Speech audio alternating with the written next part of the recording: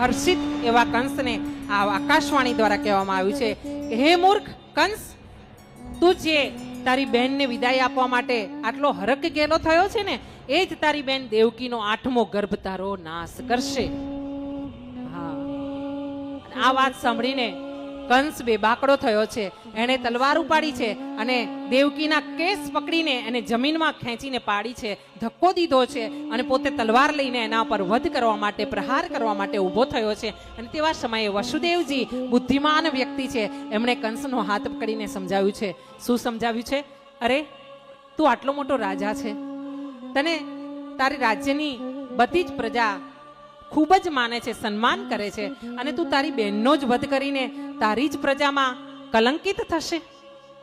સારા માણસને આવું શોભે? અરે તું એક કામ કરને, બુદ્ધિથી કામ લે.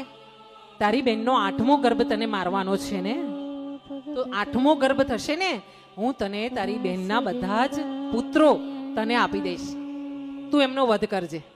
હા, અહીંયા આ રીતે વાત કહેવામાં આવી છે. કંસને વિચાર આવ્યો છે કે કંઈ વાંધો નહીં, ચાલો એવું છે તો આપણે જે મારી બહેનના ગર્ભમાં બાળકો આવશે, એ બાળકોને જન્મતાની સાથે જ હું એનો વધ કરી દઈશ, એટલે મારે કંઈ ના રહેગા બાંસ ન બજેગી બાંસુરી.